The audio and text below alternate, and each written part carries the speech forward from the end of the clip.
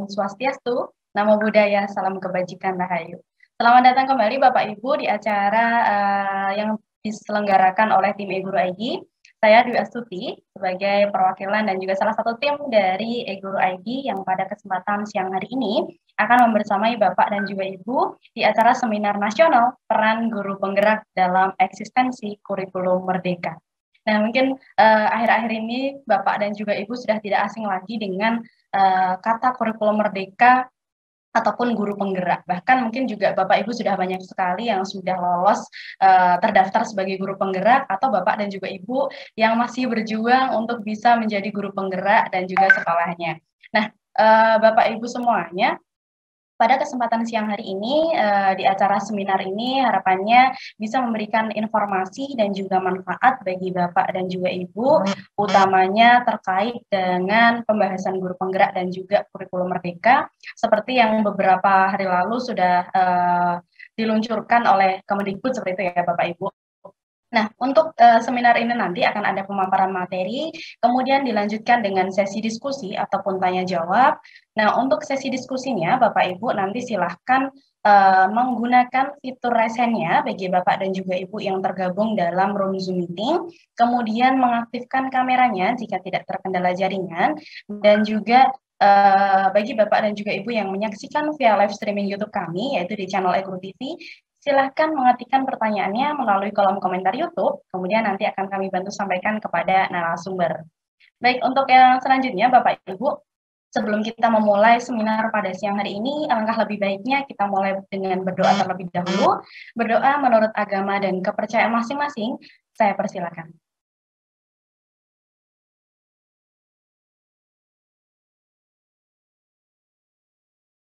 Baik, berdoa selesai. Nah, Bapak Ibu, seperti yang sudah tertera di flyer dan juga pamflet kami yang sudah Bapak Ibu saksikan bersama, bahwasannya di kesempatan siang hari ini kita kedatangan narasumber yang luar biasa, yang Bapak Ibu yang mengikuti ataupun menyaksikan peluncuran kurikulum merdeka bersama Mas Menteri tentunya sudah tidak asing dengan narasumber kita pada kesempatan hari ini. Nah, kami juga sangat bersyukur dan juga beruntung bisa mengundang beliau, harapannya nanti bisa memberikan informasi yang lebih banyak lagi bagi Bapak Ibu semuanya. Nah, sebelum saya persilahkan, izinkan saya untuk memperkenalkan lagi Bapak Ibu, saya akan membacakan CV ataupun kurikulum fight dari narasumber kita yang sangat luar biasa di siang hari ini. Baik, sudah tampil di layar Bapak Ibu masing-masing.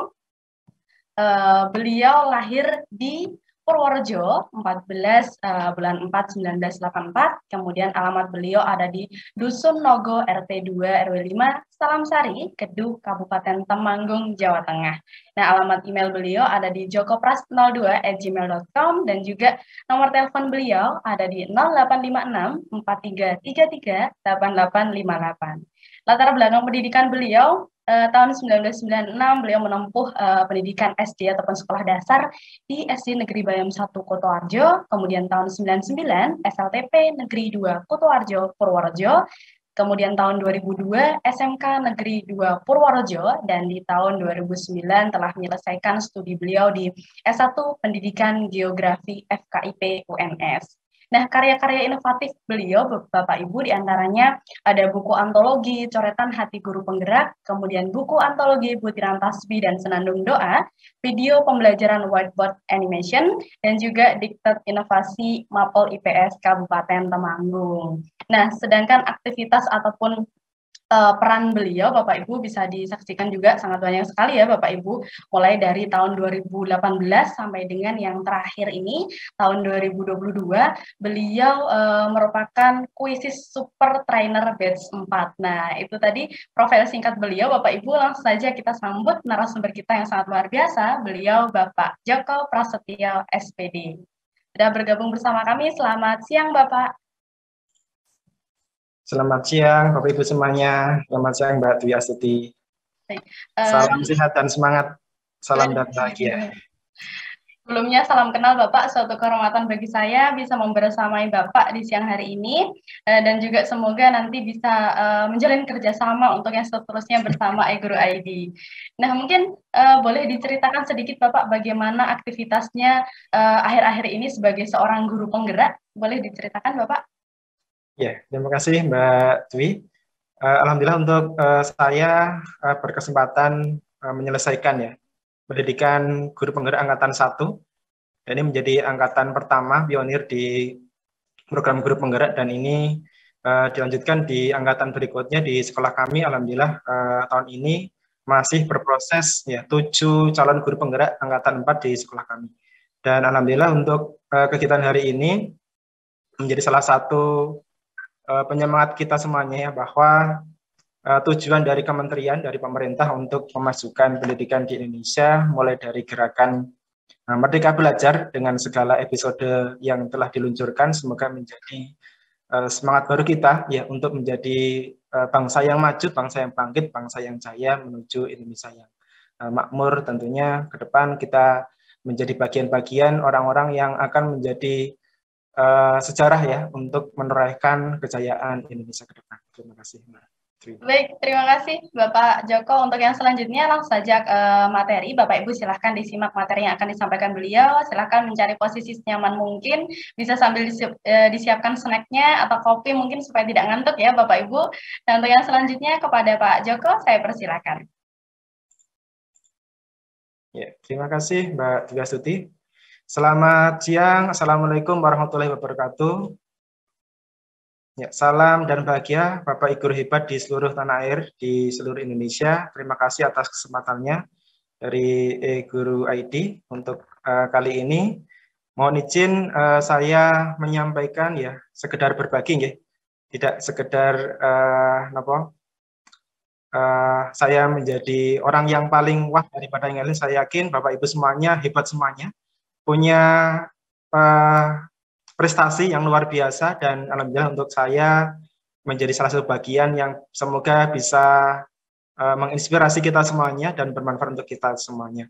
Untuk hari ini saya diberikan kesempatan untuk menyampaikan sebuah tema yang menurut saya sangat berat sekali. Ya, semoga ini menjadi saran kita untuk belajar bersama. Saya juga akan belajar dengan Bapak Ibu semuanya di seluruh tanah air. Untuk tema kita adalah peran guru penggerak dalam eksistensi kurikulum merdeka. Mohon izin saya share screen materi.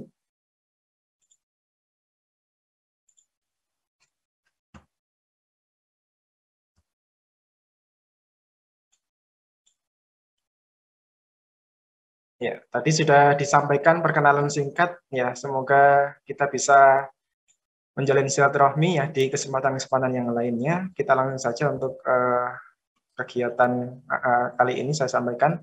Tadi sudah disampaikan untuk kegiatan kami di waktu yang lalu, kita berdialog dengan Mas Menteri, Mas Nadiem, kegiatan peluncuran Merdeka Belajar episode ke-15, yaitu peluncuran kurikulum Merdeka dan platform Merdeka Mengajar.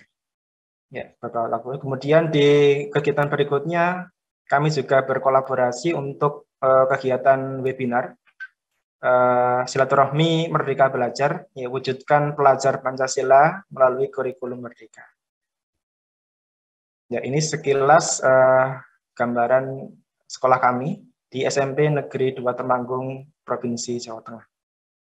Ya, kita lihat ya, untuk materi kita hari ini adalah bagian dari rangkaian episode Merdeka Belajar yang telah diluncurkan sejak episode 1 sampai, kalau tidak salah, sekarang sudah lebih dari episode 15 nih.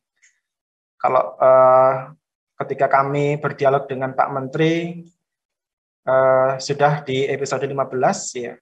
Kalau kita hubungkan dari episode 1 sampai episode sekarang ini, ya, atau episode yang kita bahas adalah episode tentang kurikulum Merdeka, ada rangkaian kolaborasi atau rangkaian hubungan yang saling terkait ya antara episode 1 sampai episode yang lainnya. Kita lihat ada episode 5 dan episode 7 yang mungkin terkait dengan materi kita hari ini. Episode 5 adalah program guru penggerak, dan episode 7 program sekolah penggerak. 5, 7, dan 15. Ya, ini terkait karena kalau kita lihat ya adalah di ya, ini saya gambarkan bahwa sebuah ini ya, rangkaian yang menurut saya ini rangkaian yang inti daripada materi yang kita bahas hari ini ya. di ruang lingkup Merdeka Belajar, ya ada satu guru penggerak, kemudian sekolah penggerak, kemudian yang ketiga kurikulum merdeka. Nah, apakah hubungannya Bapak Ibu? Ya, kalau kita lihat ya di peluncuran guru penggerak harapannya ya kita lihat bahwa pemerintah menginginkan bahwa segala proses ya perubahan pendidikan itu dimulai dari gurunya. Ya, perubahan kurikulum itu semuanya dimulai dari gurunya yang kita harapkan ya mereka terbuka mindset-nya, berkembang dan senantiasa terus belajar. Ya, di guru penggerak ini di angkatan saya, angkatan 1, dan alhamdulillah sudah berproses sampai saat ini sudah di angkatan ke-6 ya. Semoga nanti Bapak Ibu guru juga berkesempatan untuk mengikutinya dan melaksanakan program ini dengan sebaik-baiknya, dan insya Allah ya luar biasa ya. Program ini akan sangat menginspirasi kita semuanya untuk menjadi guru-guru yang senantiasa belajar dan terus bergerak menebarkan kebaikan dan senantiasa mewujudkan ya di tengah ini adalah pelajar Pancasila. Maka kalau kita lihat di program Sekolah Penggerak dan Kurikulum Merdeka, ada satu clue yang ini ya, benang merah yang menghubungkan antara program ini, Guru Penggerak, Sekolah Penggerak dan Kurikulum Merdeka, adalah adanya pelajar Pancasila. Ya, ada 6 dimensi, ada beriman, dan berakhlak mulia, berkebinekaan global, bergotong royong, kreatif, mandiri, bernalar kritisnya. Ini adalah salah satu capaian-capaian ya yang harapannya nanti bisa terakomodir di semua program Merdeka Belajar. Jadi kalau kita lihat bahwa masa pandemi ini menjadi salah satu titik penting kita bahwa ketertinggalan atau melemahnya karakter itu menjadi poin penting kita, bahwa anak-anak kita tidak hanya dituntut untuk menyelesaikan sederetan ya materi-materi yang harus mereka selesaikan seperti di kurikulum sebelumnya. Maka di kurikulum yang baru ini kita harapkan ya pelajar Pancasila ini menjadi tujuan kita bersama ya untuk kembali menguatkan ya karakter siswa kita, pelajar kita menjadi pelajar-pelajar yang ini berdimensi 6 ini profil pelajar Pancasila. Oke, sekarang kita lihat ya satu persatu apakah itu guru penggerak ya.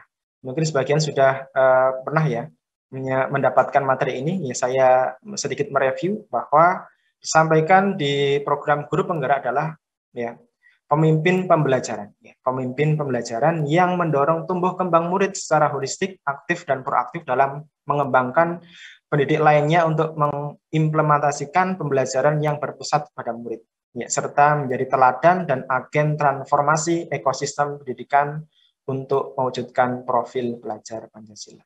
Ya, jadi ada kata penting di sini adalah pemimpin pembelajaran, kemudian mendorong tumbuh kembang murid secara holistik. Nah, ini adalah bagian dari slogan Merdeka Belajar. Jadi kita ya berusaha ya untuk didorong ya menuntun siswa, ya menuntun anak untuk mengembangkan potensinya secara holistik, secara menyeluruh, ya aktif dan proaktif. Kemudian di akhir ini disampaikan ya mewujudkan profil pelajar Pancasila. Ya ini menjadi salah satu poin penting kita bahwa profil pelajar Pancasila menjadi ya target kita bersama untuk mengembalikan ya proses pendidikan di Indonesia. Kemudian disampaikan bahwa program ini ya diikuti ya oleh para guru selama 9 bulan yang terjadi kelas pelatihan ya daring, lokakarya dan pendampingan. Jadi di program ini memang disasarkan untuk daerah-daerah sasaran ya atau kabupaten kota sasaran. Makanya mungkin ada Bapak Ibu guru yang masih berproses di tingkat kabupaten atau di kota untuk menunggu kuota ya dari kementerian, karena memang tidak semua daerah diberikan kuota ya untuk mengikuti program guru penggerak. Dan untuk alhamdulillah di kabupaten kami di Temanggung sudah mendapatkan tiga angkatan ya, angkatan 1, angkatan saya, kemudian angkatan 2 dan angkatan 4 sekarang ini. Dan semoga ini menjadi terus bergulir ke depan ya untuk daerah-daerah yang lain juga bisa mendapatkan program ini, merasakan manfaatnya untuk kita semuanya. Kemudian ya ini silakan misalkan Bapak Ibu mengakses ya untuk pendaftaran di guru penggerak bisa akses di alamat sekolah .penggerak.kemdikbud.go.id. Ya, silakan bisa dilihat ya, dipantau ya untuk web dari kementerian terkait dengan pendaftaran ya guru penggerak. Ya, kemudian tentang kurikulum merdeka. Ya, ini ya, kurikulum yang sudah resmi ya diluncurkan ya secara resmi menggunakan ini nama atau judul kurikulum merdeka. Jadi kalau kurikulum saat ini yang wajib ya, yang sudah dipakai adalah kurikulum 2013. Kemudian setelah itu ada proses ada proses kurikulum darurat ya, di mana ada penyederhanaan kurikulum 2013 yang disederhanakan. Kemudian ada pilihan ketiga yang sudah diluncurkan adalah kurikulum merdeka yang di sana dikatakan ini menjadi opsi ya untuk pemulihan pembelajaran ya, maka dinamakan merdeka karena ya sekolah atau satuan pendidikan diberikan kebebasan menentukan kurikulum yang akan dipilih di satuan pendidikan masing-masing. Kalau kemarin kita pernah mendengar ada istilah kurikulum prototype, ya ada kurikulum sekolah penggerak, ya maka boleh saya katakan ya itu kurikulum yang sama, ya. Dan alhamdulillah di sekolah kami di SMP Negeri 2 Temanggung sudah menerapkan ya atau terpilih menjadi salah satu sekolah penggerak angkatan 1 di Kabupaten Temanggung. Ya, kemudian ini adalah salah satu harapannya para guru penggerak di Indonesia melalui program ini ya. Kalau biasanya peran guru saat ini adalah mendorong peningkatan prestasi akademik murid ya, maka harapan ke depan ya dengan adanya guru penggerak ini ya mendorong ya tumbuh kembang murid secara holistik. Jadi tidak hanya sekedar akademik semata, tetapi juga potensi-potensi anak didik ya, para siswa, para murid itu menjadi harapan bersama ya untuk dikembangkan secara holistik, secara menyeluruh, potensinya bisa dimaksimalkan ya melalui karakter profil pelajar Pancasila. Kemudian diharapkan guru penggerak juga menjadi pelatih atau coach ya atau mentor bagi guru lain untuk pembelajaran yang berpusat pada murid. Jadi ketika sebuah satuan pendidikan itu memiliki guru penggerak, maka harapannya bisa menularkan ya, ilmunya sharing dengan guru-gurunya yang lain ya untuk memberikan pencerahan ya, memberikan sharing ya praktik baik pembelajaran yang berpusat pada murid. Kemudian yang ketiga ya, menjadi teladan dan agen transformasi bagi ekosistem pendidikan. Nah, ini menjadi poin penting juga ya bahwa guru penggerak harapannya nanti bisa menjadi teladan ya, memberikan praktik baik, kemudian menjadi agen transformasi ya, perubahan bagi ekosistem pendidikan. Jadi harapan ke depan pemerintah ya dengan adanya kurikulum merdeka ya para guru penggerak ini bisa menggerakkan ya guru-guru yang lain, rekan yang lain ya di satuan pendidikannya maupun di luar satuan pendidikannya ya dengan guru lintas jenjang maupun dengan guru dari sekolah yang lainnya untuk mentransformasi, jadi agen transformasi, agen pendorong perubahan untuk pendidikan di Indonesia. Ya, mungkin secara lebih rinci lagi, ini ada peran yang disampaikan, ya menggerakkan komunitas belajar. Nah, biasanya di kabupaten ya, di masing-masing sasaran sekolah penggerak, ya di akhir ya pendidikan guru penggerak, ya akan diminta membuat komunitas ya, komunitas belajar. Dan di masing-masing sekolah penggerak juga di sana juga diminta untuk menggerakkan komunitas belajar di sana.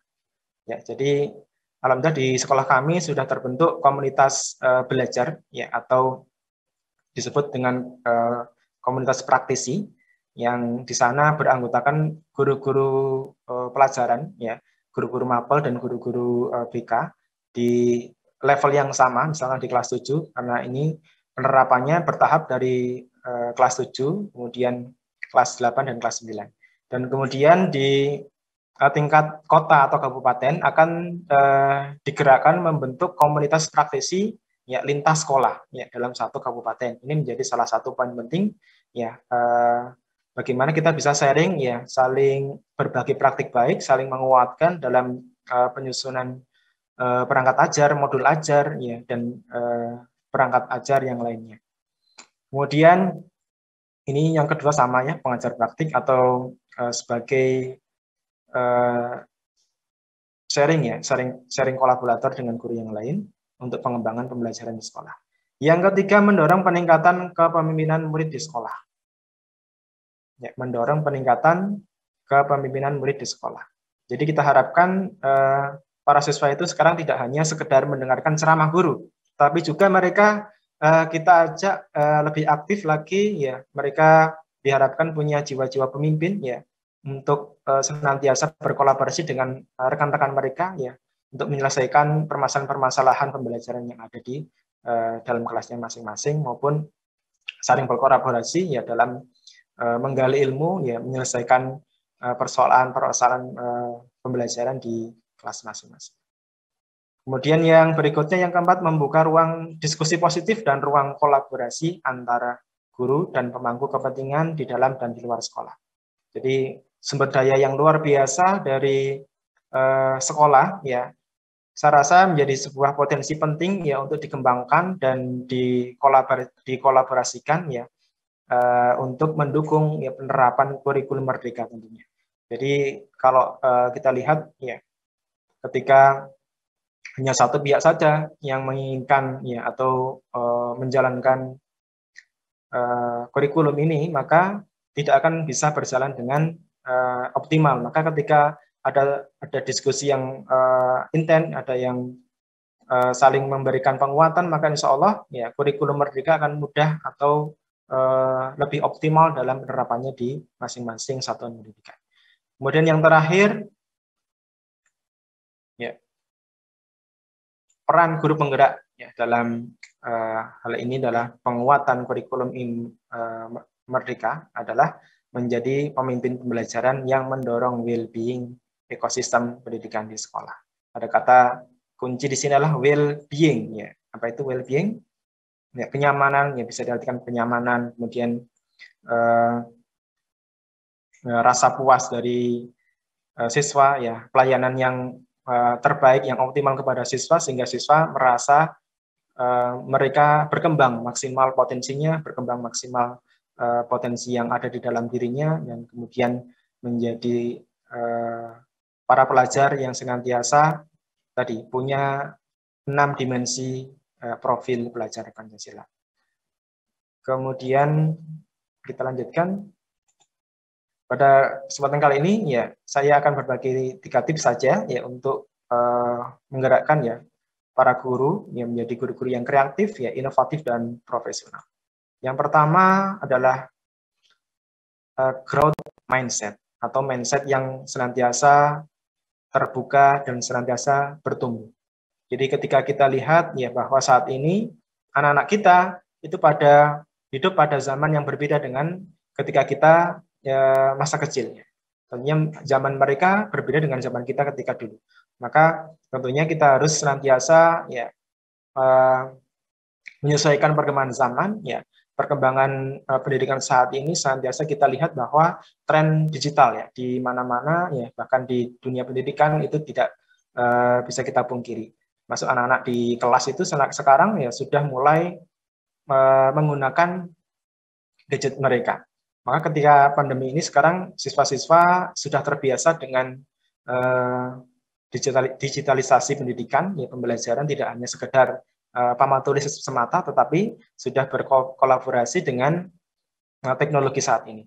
Maka kondisi pembelajaran jarak jauh, kemudian penggunaan gadget, ya teknologi dalam pembelajaran menjadi salah satu poin saja bagaimana para guru itu senantiasa terus membuka wawasan mereka, ya mindsetnya terus terbuka. Kemudian yang kedua, ya selain teknologi ternyata ya kita di kurikulum merdeka dan di program guru penggerak ya beririsan bagaimana kita dibuka mindset kita, ya ada filosofi pendidikan ya yang senantiasa disampaikan ya ada filosofi Ki Hajar Dewantara, ya, atau Bapak Pendidikan kita, Bapak Pendidikan Nasional, Bapak Ki Hajar Dewantara. Ya, ada 3 slogan, ya. Ing ngarso mangun, ya, ing madya mangun karso, tuturi handayani, itu adalah salah satu slogan yang sering diucapkan. Ya. Dan di kementerian, ya, di logonya, ya, di Kementerian Pendidikan, ya, disampaikan tuturi handayani. Ya, maka 2 yang lainnya, ya, ing madya mangun karso dan tuturi handayani, kurang satu lagi apa? Ada yang bisa? Ya, nanti kita belajar bersama untuk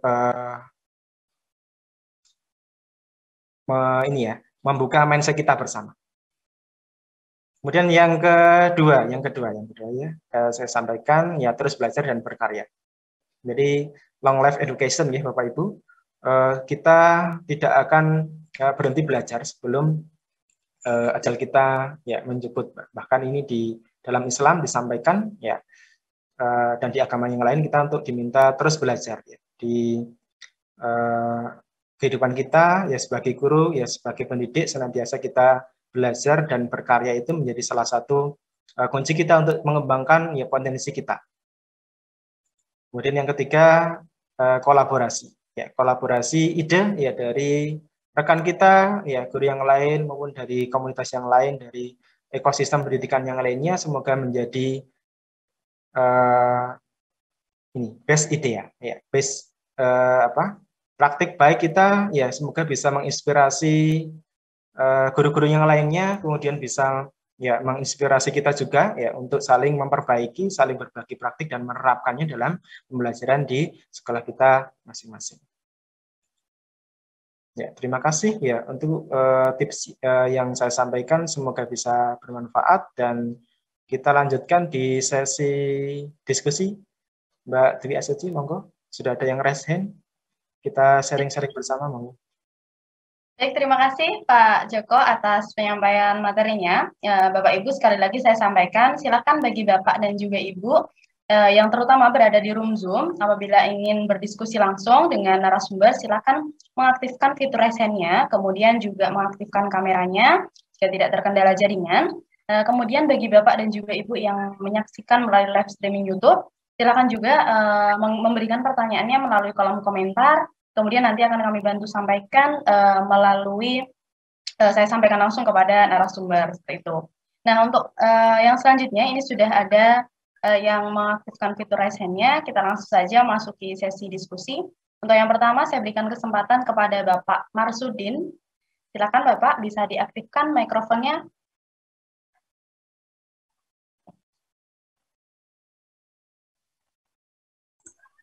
Oke.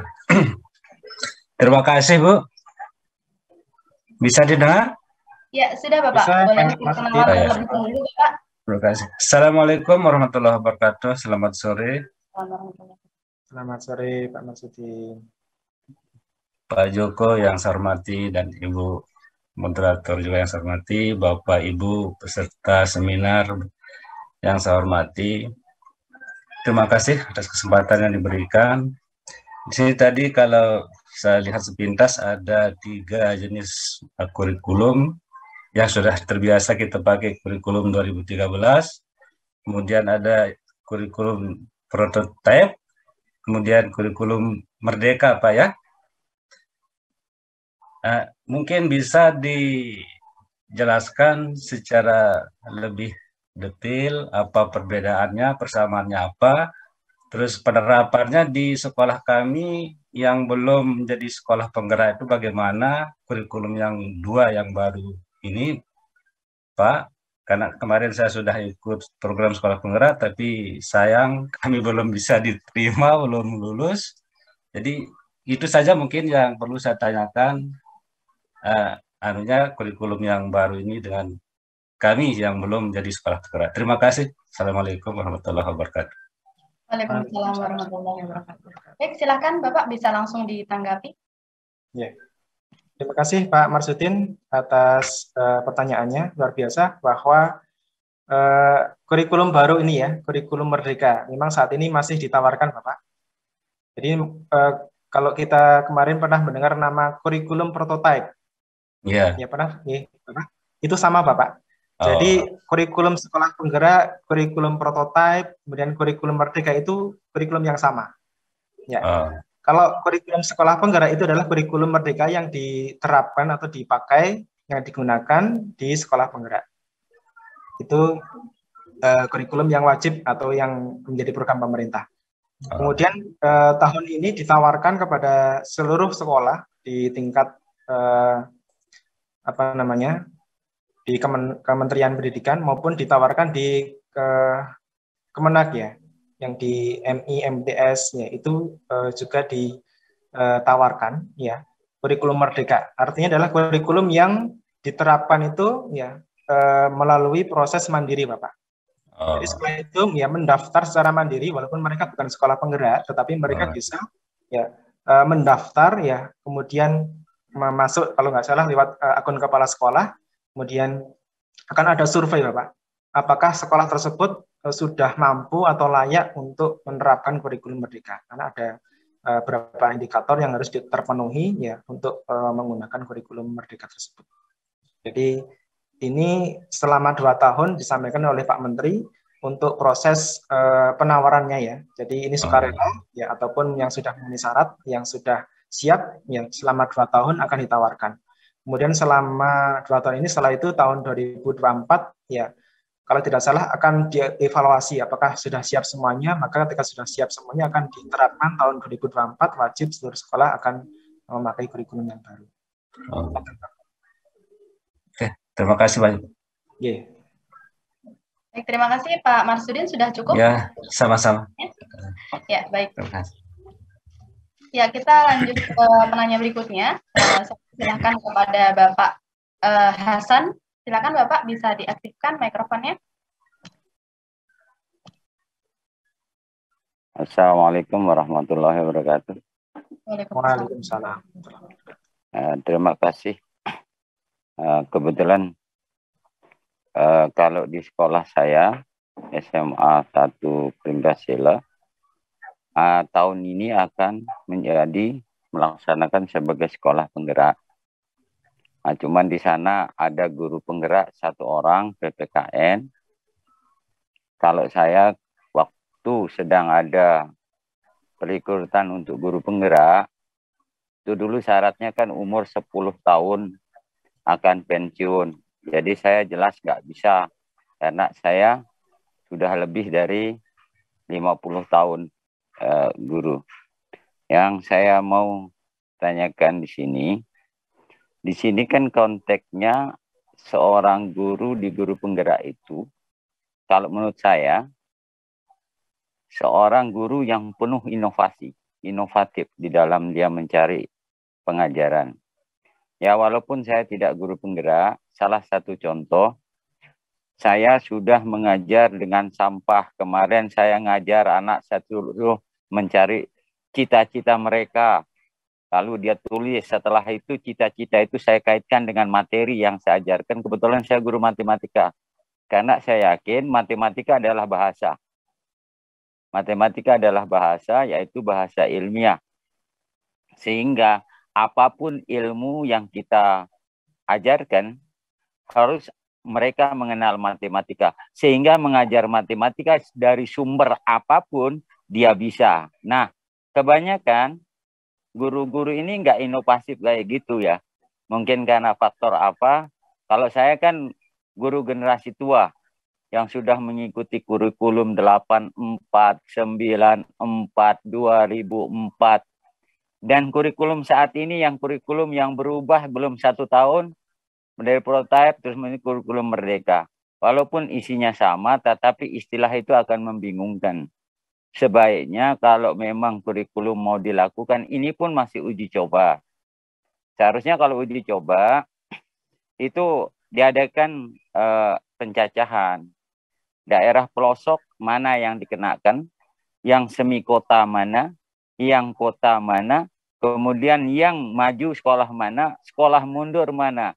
Sehingga dari data itu Apakah kita menemukan data pencilan atau data rataan?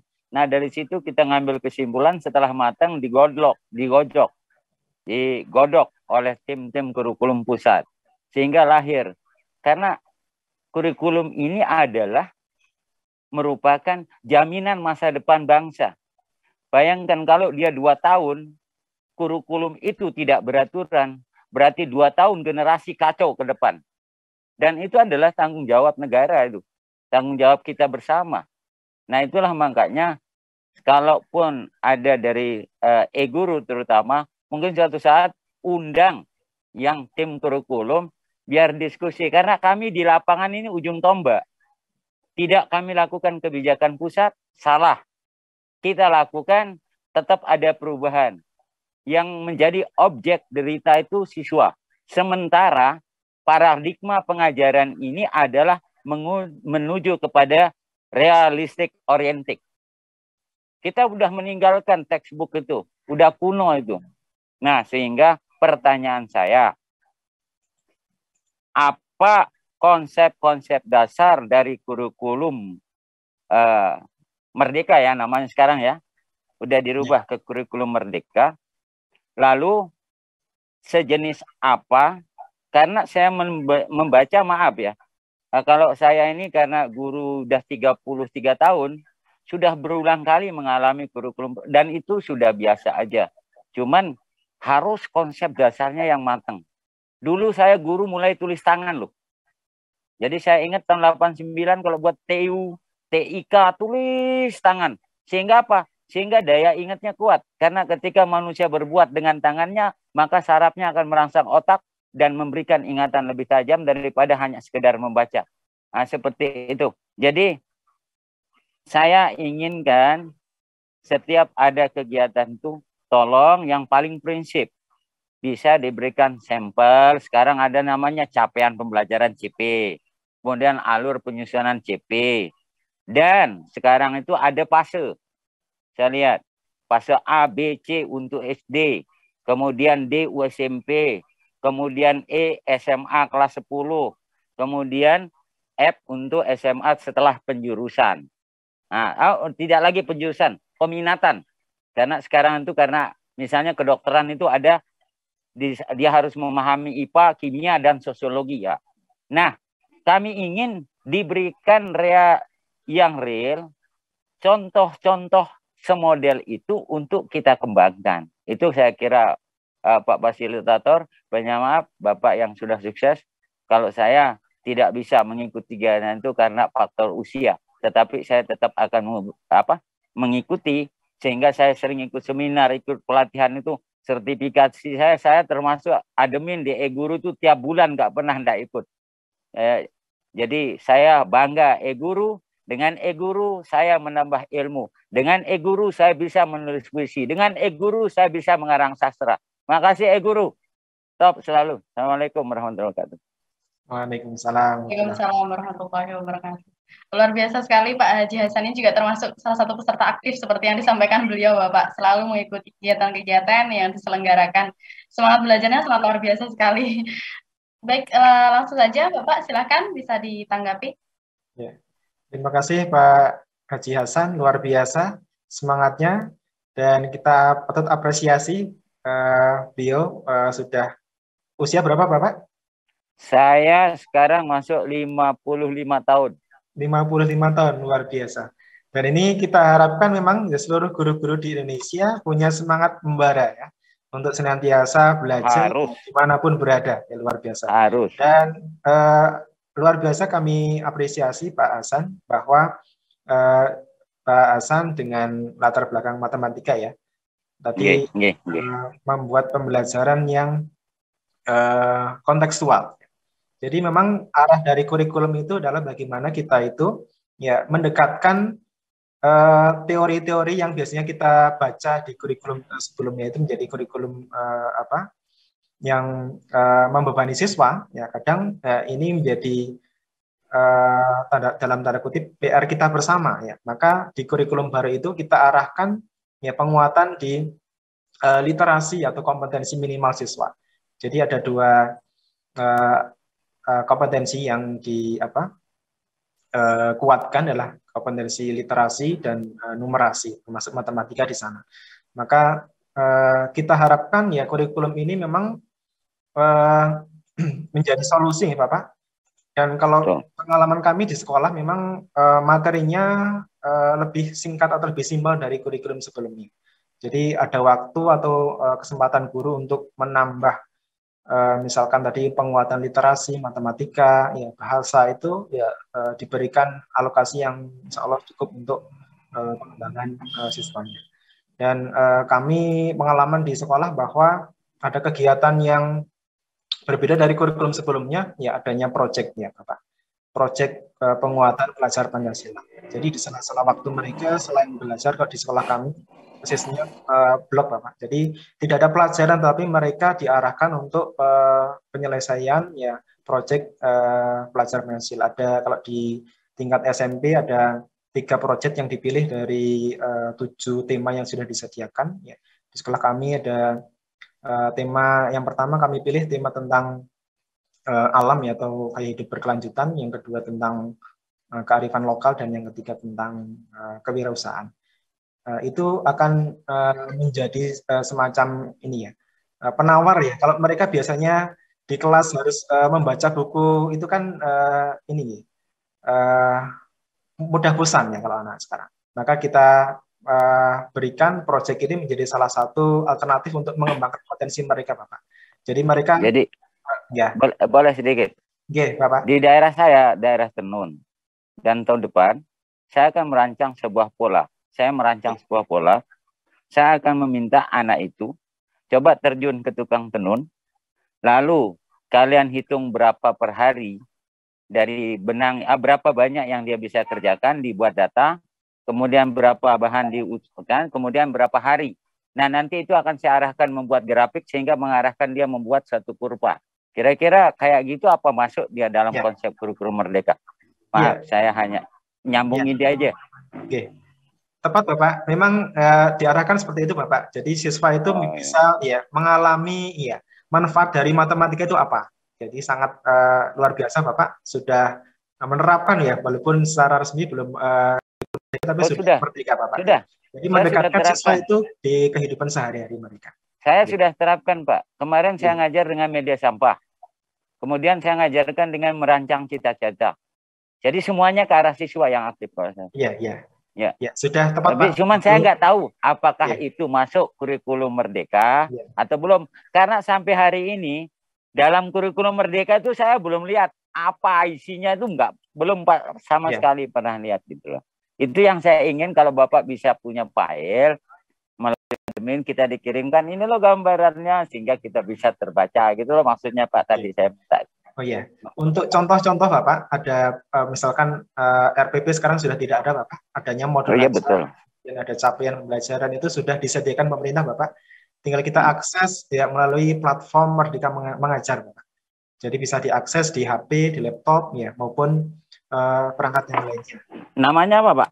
Ya, platform ya Merdeka Mengajar. Kalau menggunakan laptop atau browser di alamat ya guru.kemdikbud.go.id. Kemdikbud.go.id. Kemdikbud ya, Kemdikbud. Kemdikbud. Jadi di sana disediakan modulnya Bapak, modulnya, kemudian apa itu capaian pembelajarannya, kemudian buku-buku yang digunakan itu apa saja, bisa di-download secara gratis Bapak untuk dipelajari bersama. Webnya di sini Pak ya? Ya, atau ketika kita menggunakan HP juga bisa Bapak, menggunakan Android ya bisa mendaftar ya atau download install di aplikasi Merdeka Mengajar. Jadi misalnya disampaikan sama ya, isinya sama ya, tetapi untuk yang di HP lebih familiar ya, lebih mudah diakses ya, karena bisa dibawa kemanapun, bisa dibaca ya, dan saling bisa berkolaborasi. Sekarang sudah ada fitur berbagi karya, jadi ada video dari guru-guru seluruh Indonesia bisa kita akses untuk inspirasi pembelajaran. Ya, makasih Pak. Nanti saya coba buka ya. Ya, coba Bapak. Terima kasih Pak Hansan atas pertanyaannya. Kita lanjut ke penanya berikutnya. Saya persilakan kepada Ibu Rizklin. Ya, silakan Ibu, boleh diaktifkan mikrofonnya. Ya, Assalamualaikum warahmatullahi wabarakatuh. Waalaikumsalam warahmatullahi wabarakatuh. Ya, sebelumnya saya mohon maaf karena di tempat saya sudah azan, mungkin agak mengganggu sedikit. Tapi dengan mengikuti kegiatan ini, alhamdulillahnya sekali saya mendapatkan pengetahuan baru. Di sini saya ingin bertanya, karena menurut saya sekarang ini saya kan masih saya kan status pendidikan terakhir kan SMA. Jadi ingin bertanya, apakah untuk guru penggerak itu hanya sebatas sarjana ke atas? Karena menurut saya sebagian guru-guru yang sudah pembelajarannya itu sudah baik, sudah kreatif, masih banyak sekali yang berpendidikan dan berlatar belakang SMA. Karena sekarang melihat pendidikan sekarang ini, apa saja program-program yang kita ikuti itu standarnya harus sarjana.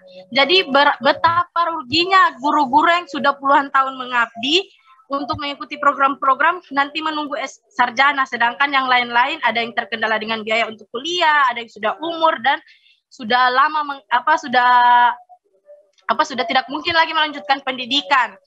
Jadi itu semoga dengan mengikuti seminar ini dapat menjembatani ke Mas Menterinya supaya mungkin ke depannya untuk guru penggeraknya bisa diturunkan standar pendidikan atau mungkin bagaimana solusinya. Yang kedua, untuk kurikulum merdeka itu sendiri, bagaimana kalau kita yang di PAUD? Karena menurut saya itu ada kesenjangan kurikulum antara pendidikan anak usia dini dengan SD.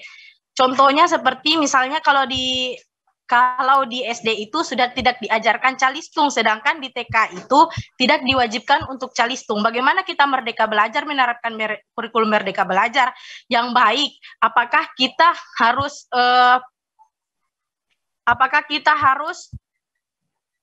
mewajibkan anak-anak untuk calistung atau bagaimana? Karena kalau di SD mulai sekarang itu mulai dari kemarin-kemarin khususnya untuk COVID, soal-soalnya itu soal ujian maupun materi-materi di SD kelas 1 itu sudah dalam bentuk kalimat, berbeda dengan 10 tahun yang lalu mungkin masih diajarkan calistung dari awal dan cara penulisan yang baik, yang benar dari awal, tapi yang sekarang sudah tidak. Jadi bagaimana kami yang guru PAUD untuk menanggapi atau mengatasi masalah-masalah tersebut? Terima kasih. Baik, terima kasih Ibu atas pertanyaannya. Silakan Bapak bisa langsung ditanggapi. Ya. Terima kasih Bu Rizklin, luar biasa semangatnya. Yang pertama untuk kebijakan pemerintah Bu Rizklin, ya memang ini yang tepat harusnya dari pihak kementerian Ibu, karena memang saat ini kualifikasi yang disyaratkan memang semuanya guru minimal S1. Tapi mungkin Ibu bisa mencari informasi, sekarang kan sudah dibuka ya, ada program yang lainnya, misalkan ada program Universitas Terbuka, UT, program beasiswa S1 yang mungkin bisa menjadi solusi ya untuk menaikkan ya ke jenjang S1 ya atau sarjana untuk guru-guru di pelosok atau di daerah. Kemudian yang kedua terkait dengan capaian ya tadi calistung di TK dan di SD, memang di kurikulum baru ini ya yang dinilai adalah capaian pembelajarannya Ibu. Jadi bisa jadi dalam satu kelas misalkan di SD itu belum bisa membaca. Maka tugas guru adalah bagaimana mereka ya menghargai semua proses pencapaian peserta didik. Ada yang bisa baca, ada yang kurang lancar, ada yang lancar. Itu menjadi poin tersendiri. Jadi di dalam kurikulum itu akan ada guru itu ya mengelompokkan siswa sesuai dengan capaian pembelajarannya. Ya. Jadi misalkan ada yang belum bisa membaca, maka akan diarahkan pada kemampuan untuk membaca dulu, ya, mengenal huruf dan sebagainya, untuk menuju ke capaian yang berikutnya. Maka ketika dalam satu kelas bisa jadi ya model pembelajarannya ya atau capaian yang diminta itu berbeda. Ya. Bisa jadi yang belum bisa membaca ya mereka diberikan treatment khusus ya atau perlakuan khusus untuk mereka lebih lancar membacanya. Jadi ketika mereka naik ke kelas berikutnya ya maka akan menyesuaikan. Bisa jadi yang di kelas 2 ketika kelas 1-nya belum bisa membaca, maka yang guru kelas 2 akan menguatkan lagi yang belum bisa membaca, diajari lagi dan seterusnya sampai selesai di tingkat SD. Begitu Bu Rizlin. Jadi kan sekarang di kurikulum Merdeka tidak ada KKM ya, tidak ada nilai khusus yang harus dicapai siswa. Maka bisa jadi ada siswa yang butuh pendampingan, maka di rapotnya akan tertulis ya nilainya sekian, ya butuh penguatan di kompetensi apa, misalkan membaca atau diberhitung, maka itu akan muncul sebagai laporan kepada orang tua, laporan kepada peserta didik untuk penguatan-penguatan yang dibutuhkan oleh masing-masing peserta didik. Begitu Ibu. Ya. Ya. Terima kasih Bu Rizlin. Baik, untuk yang selanjutnya, saya berikan kesempatan kepada Bapak Haryanto. Silakan Bapak, bisa diaktifkan mikrofonnya. Terima kasih. Assalamualaikum warahmatullahi wabarakatuh. Selamat sore untuk Pak Joko sama Mbak Dwi ya, selaku moderator. Cukup semarak untuk pada sore kali ini untuk diskusinya. Ada beberapa hal yang perlu saya tanyakan kepada Pak Joko. Kebetulan Pak Joko sudah menerapkan untuk yang implementasi kurikulum Merdeka. Tadi di SMP Pak Joko ya? Iya Bapak, SMP. Ya. Sekolah saya ada di Kabupaten Blora, tepatnya di SMA Negeri 1 Randu Batung, di mana untuk Kabupaten Blora belum menjadi sasaran untuk sekolah untuk sekolah penggerak. Nah, padahal sekolah kami kemarin sudah bertekad, bahkan sudah mengisi itu, meskipun sebetulnya kami belum paham, ya, tapi sudah mengisi untuk implementasi, dan kami memilih untuk kurikulum Merdeka berubah atau yang level 2. Nah, yang menjadi pertanyaan saya itu untuk tadi penilaian. Tadi Pak Joko menjelaskan tentang capaian pembelajaran ya, antara si A dan si B dengan nilai yang berbeda, dengan komentar yang berbeda. Yang pertama Pak Joko, selama ini kan mindset guru itu selalu selama saya mengajar hampir 30 tahun saya ngajar, itu kan mindsetnya itu kalau anak pinter cenderung nilainya tinggi, anak yang kemampuan rendah cenderung nilainya juga rendah. Tapi kelihatannya di kurikulum Merdeka ini, karena nanti yang dinilai bukan capaian materi tapi progresnya. Nah, lalu yang bagaimana untuk menilai untuk anak yang misalnya progres belajarnya itu kurang. Bisakah seorang anak yang progresnya kurang nilai 80, tapi dengan ada catatan perlu pendampingan misalnya, atau yang tinggi itu selalu nilainya di atas 90. Tuh. Yang kedua, kalau misalnya dalam rapat semester 1 ada catatan perlu pendampingan, apakah itu nanti dilanjutkan di semester 2 atau bagaimana? Mohon pencerahannya Pak Joko, terima kasih.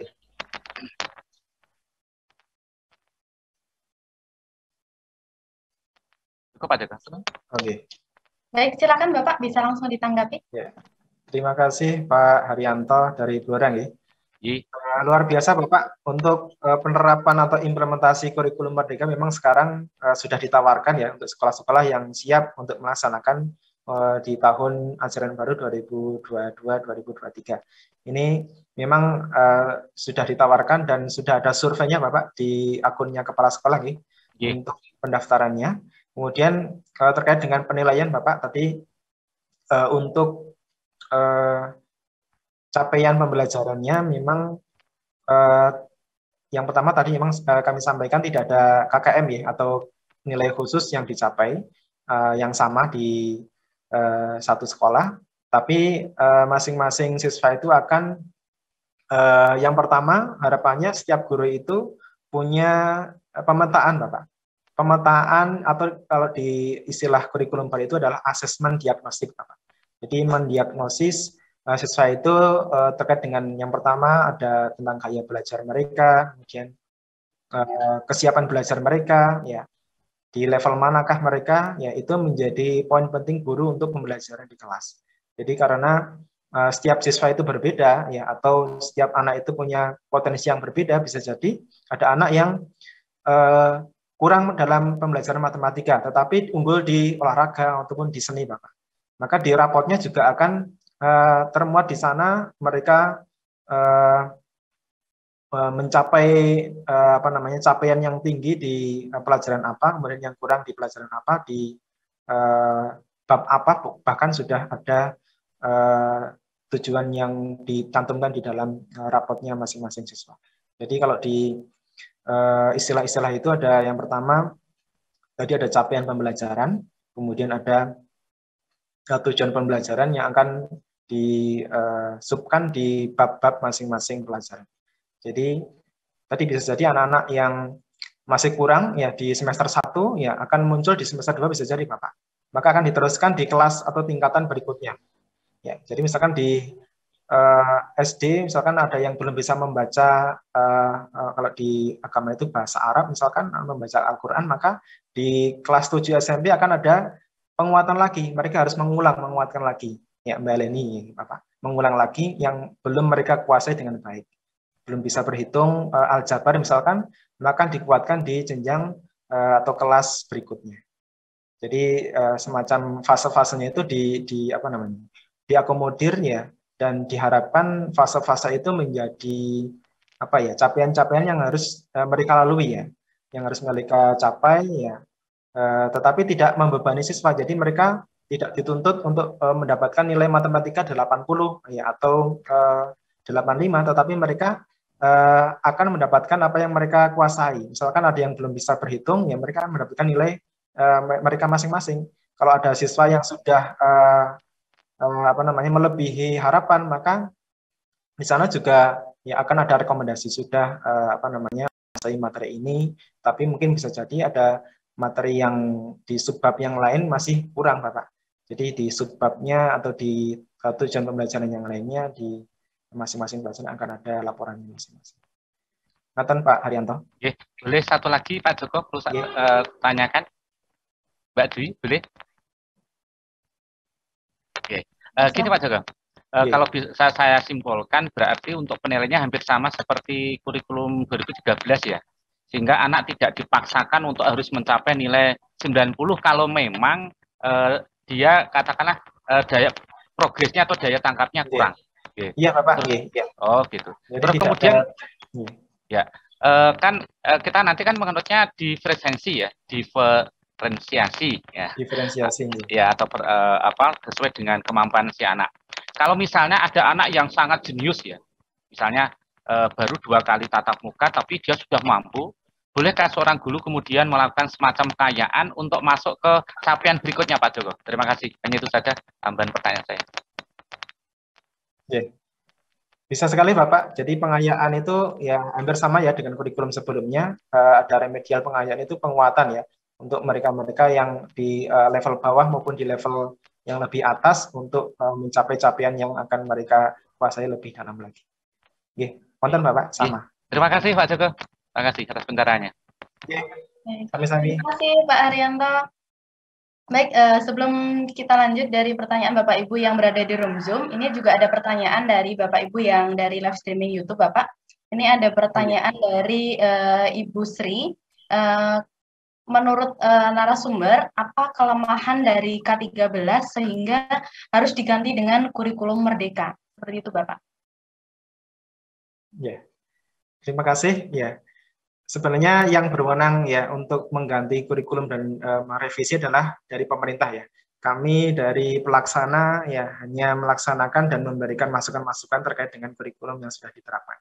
Jadi untuk kajian secara lebih detail sudah disampaikan ya. Untuk kajian akademik sudah disampaikan oleh kementerian ya, mulai dari adanya penelitian bagaimana pengaruh kurikulum prototipe atau kurikulum yang diuji cobakan di sekolah penggerak, kemudian dampaknya apa saja itu sudah secara detail dicantumkan di sana.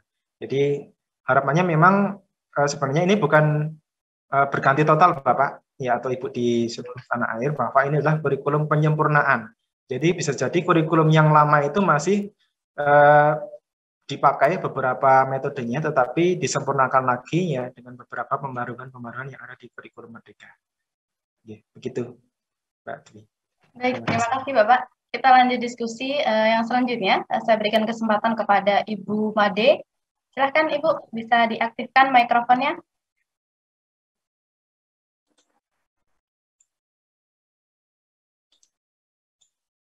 Ya, terima kasih Pak Dwi.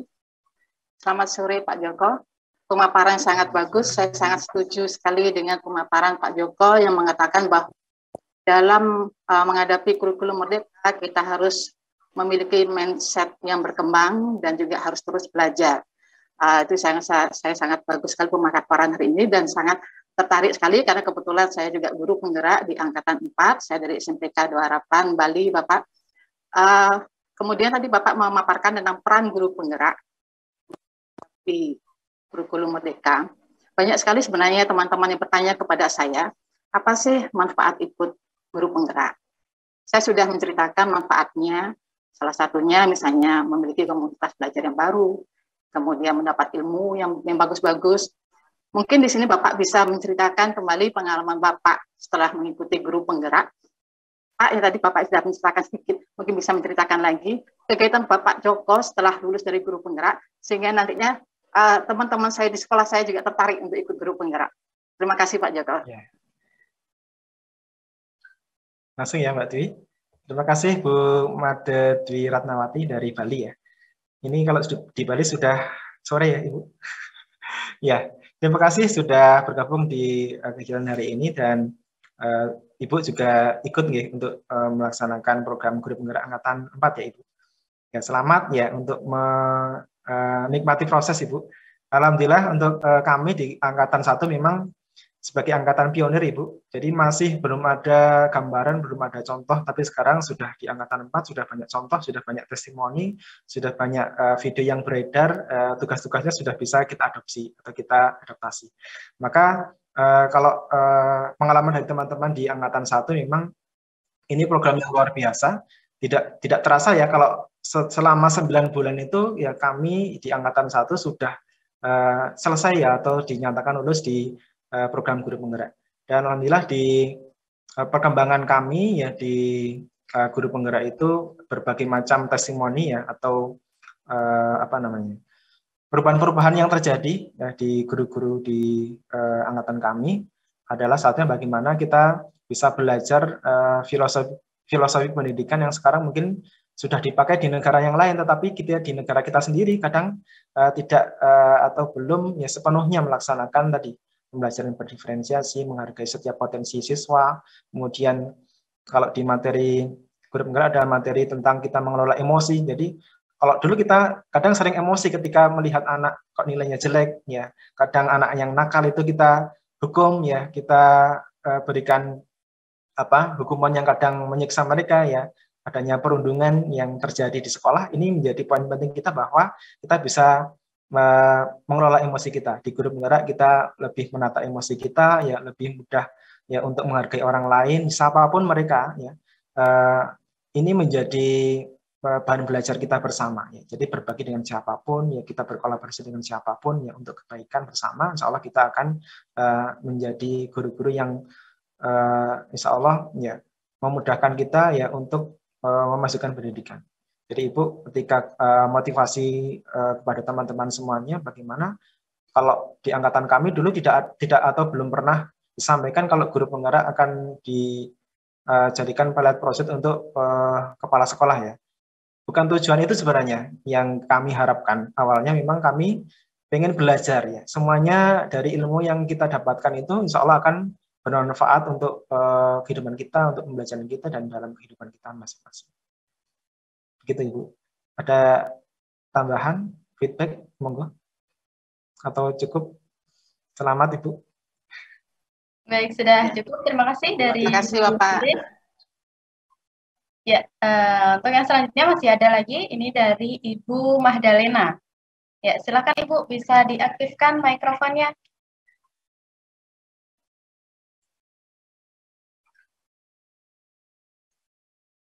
Masih belum on untuk mikrofonnya, Ibu. Ya. Ya, terima kasih. Assalamualaikum warahmatullahi wabarakatuh. Waalaikumsalam.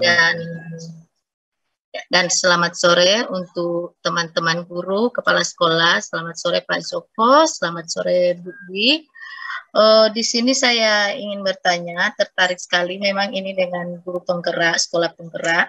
Tadi disampaikan bahwa untuk sekolah yang melaksanakan program Merdeka Belajar itu bahwa tidak lagi ada KKM, tidak menerapkan lagi KKM. Nah, ini asumsinya saya berpikir bahwa apakah kalau dengan tidak diterapkan KKM berarti dari jenjang, setiap jenjang itu kemungkinan tidak ada lagi yang tertinggal. Artinya di setiap tahun itu harus sudah mengikuti pada jenjang berikutnya. Ini yang pertanyaan pertama, Pak. Yang kedua, ketika mengikuti, kita menerapkan di tahun ajaran baru ini, misalnya kurikulum baru ini, apakah ini hanya berlaku untuk kelas 1 sampai kelas 4? Apakah untuk kelas lain belum? Terima kasih, Pak. Ini dulu pertanyaan dari saya.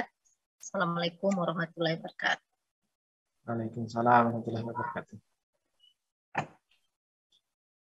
Ya, langsung ya, Mbak Dwi. Terima kasih Bu Magdalena. Ya, untuk penerapan ya atau implementasi kurikulum Merdeka memang bertahap, Ibu. Jadi tidak langsung semua kelas. Jadi kalau di sekolah kami di SMP itu hanya kelas 7 dulu. Kalau di SD adalah kelas 1 dan kelas 4 atau kelas bawah dan kelas atas. Jadi memang bertahap dan ini akan sama diterapkan di jenjang berikutnya di SMA atau di SMK. Maka penerapannya ini memang bertahap, harapannya ya memang kesiapan dari pemerintah memang masih saat ini baru kalau di tingkat kami di SMP baru satu buku atau satu modul yang diselesaikan di tingkat kementerian. Jadi kalau kita lihat bukunya ada perubahan-perubahan ya, ada tambahan-tambahan dan bukunya juga sudah disampaikan dalam bentuk soft file ya atau bisa di-download di aplikasi Merdeka Mengajar maupun di Guru Kemdikbud.go.id. Kemudian Bu Magdalena misalkan akan melihat bagaimana gambaran pelajarannya atau buku pelajarannya, ada di sana ada buku guru, ada buku siswa, silakan bisa mengakses, Bu. Bisa dibaca-baca dulu maupun dilihat materinya maupun capaian pembelajaran yang bisa kita lihat, kita download juga di aplikasinya. Bisa kita lihat juga bagaimana contoh modul ajar ya, pengganti RPP. Kalau dulu kita sebut RPP, sekarang dinamakan modul ajar. Itu juga sudah dicontohkan ya di sana, mulai dari kelas di jenjang fase A sampai fase berikutnya juga sudah ada. Ya. Tapi alhamdulillah untuk itu sudah dilihat-lihat, Pak. Ya, sudah bisa dilihat, Bu, contoh-contohnya. Ya, sudah, saya sudah pernah melihatnya, sudah pernah membuka.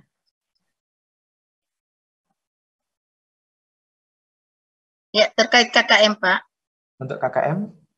Ya, tadi saya pertanyaan, tadi Bapak menyampaikan bahwa yang kita sudah menerapkan kurikulum baru ini bahwa tidak lagi berstandar di KKM. Ya, biasanya kan ada, kita di 2013 ini masih ada KKM. Nah, di kurikulum baru ini Bapak menyampaikan bahwa tidak ada lagi KKM, berarti kemungkinan ini siswa dari setiap jenjang SD, misalnya di SD kelas 1, 2, 3 akan terus berlanjut dan akan mungkin diperbaiki pada jenjang-jenjang berikutnya itu, tingkatan berikutnya itu, seperti itu mungkin Pak bisa dijelaskan. Ya, jadi memang KKM itu tidak ada atau digantikan dengan capaian pembelajaran. Jadi setiap siswa itu akan mendapatkan nilainya masing-masing ya. Jadi ada nilai yang kurang, ada nilai yang sudah baik. Kalau di kurikulum yang dulu ya kita sampaikan apa adanya. Jadi setiap siswa akan mendapatkan laporan sesuai dengan capaian pembelajarannya. Jadi ketika ada yang belum tercapai maka akan dikuatkan lagi ya di semester berikutnya maupun di kelas berikutnya. Begitu, Ibu. Oh iya, Pak. Terima kasih, Pak, atas penjelasannya. Iya. Terima kasih, Ibu. Baik, terima kasih Bu Magdalena atas pertanyaannya. Baik, masih ada satu lagi penanya yang berada di room Zoom. Kepada Bu Lisa, silakan Ibu bisa diaktifkan mikrofonnya.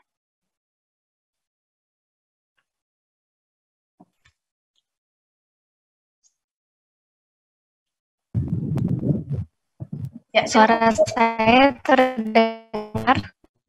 Ya, terdengar tapi agak terputus-putus, Ibu. Iya, sebelumnya saya minta maaf tidak bisa menghidupkan kameranya. Saya khawatir akan terpental dari ruang Zoom-nya. Karena sering ikut Zoom, tiap menghidupkan kamera pasti langsung hilang gitu. Sebelumnya saya ucapkan terima kasih atas diadakannya seminar ini. Ada 2 pertanyaan mau saya tanyakan. Begini Pak, perkenalkan saya Lisa dari Kabupaten Bangka, Provinsi Bangka Belitung. Saya sudah mengikuti seleksi CGP. Kebetulan kabupaten saya masuk ke dalam angkatan 5 untuk CGP-nya. Terakhir kita sudah melaksanakan seleksi simulasi mengajar dan wawancara. Sekarang saya sedang menunggu hasil dari seleksi CGP angkatan 5. Direncanakan April pengumumannya dan Mei itu udah mulai pendidikan. Nah, sekarang saya masih aktif mengajar di tingkat SMP. Dan alhamdulillah saya diterima seleksi ASN P3K tahap 2 tahun 2021 yang baru diselenggarakan, tapi di jenjang formasi yang berbeda, yaitu SD. Nah, saat ini saya sedang menunggu penerbitan SK P3K yang saya sendiri tidak tahu kapan terbitnya. Menurut Bapak, misalkan nanti nih saya lulus pada CGP Angkatan 5 dan pendidikannya sudah berjalan. Tiba-tiba SK saya terbit dan saya harus mengajar di tempat yang baru kan, di SD. Setahu saya tugas-tugas yang harus diselesaikan di CGP ini, kalau saya lihat dari medsos itu, sampel yang digunakan adalah tempat kita mengajar. Yang jadi masalah saya akan peralihan dari SMP. Menurut Bapak akan menjadi masalah ke depannya. Pertama, berbagi informasi di angkatan Bapak ada nggak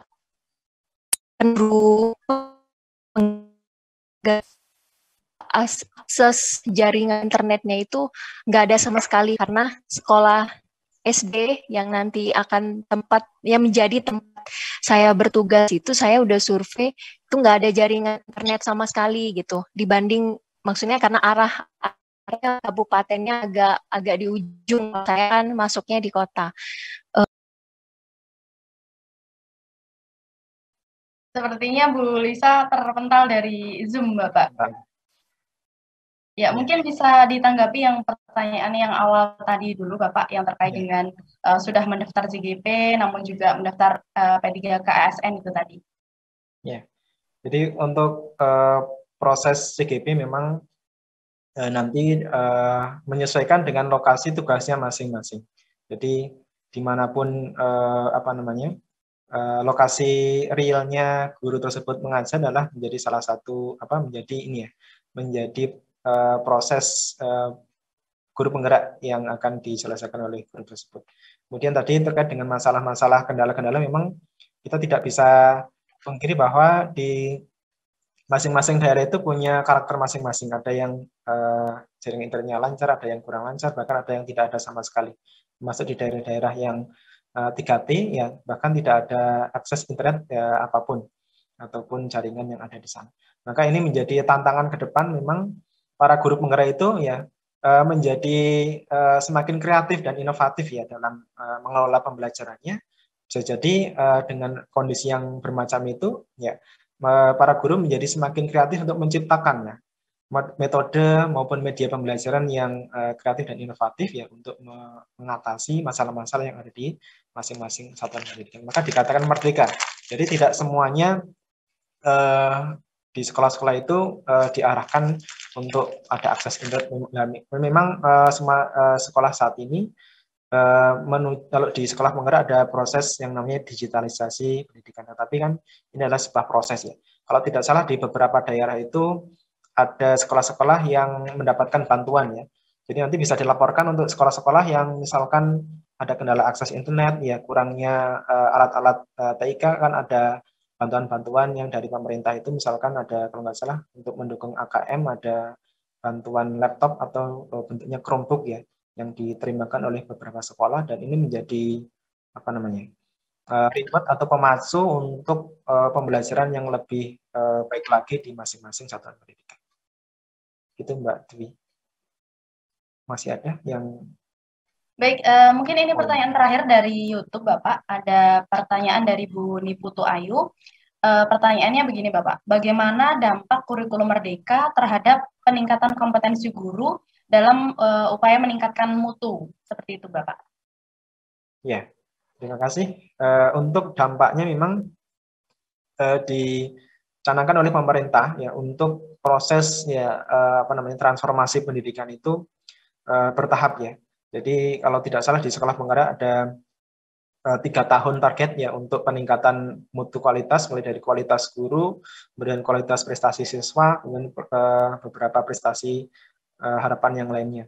Maka ini menjadi tantangan ke depan bagaimana guru-guru itu senantiasa terus belajar ya dan berkarya. Jadi disampaikan di tips saya itu adalah bagaimana kita semuanya di guru-gurunya seluruh Indonesia pun ya kami harapkan ya, kita harapkan juga terus belajar ya, terus belajar ilmu yang senantiasa terus berkembang. Ya, jadi adanya kurikulum baru, kita tertantang untuk senantiasa mengembangkan diri. Maka di berbagai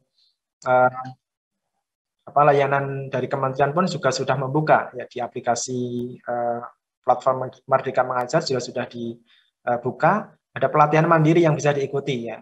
Dan di sana ada video-video inspirasi yang bisa kita lihat, kita bisa ambil ya untuk pembelajaran maupun bisa kita ambil untuk meningkatkan kompetensi diri kita di guru seluruh Indonesia. Masih ada? Sudah, mungkin untuk sesi diskusinya kita cukupkan, Bapak. Nah, untuk Bapak Ibu yang selanjutnya setelah sesi diskusi ini nanti akan ada informasi dan juga tambahan dari kami, Bapak Ibu. Jadi silakan masih bisa dipantau baik melalui live streaming YouTube maupun Bapak Ibu yang bergabung via Zoom untuk jangan meninggalkan kegiatan ini terlebih dahulu. Nah, untuk yang selanjutnya sebelum kita akhiri, boleh kita mengambil dokumentasi terlebih dahulu. Untuk Kak Denta, boleh dibantu?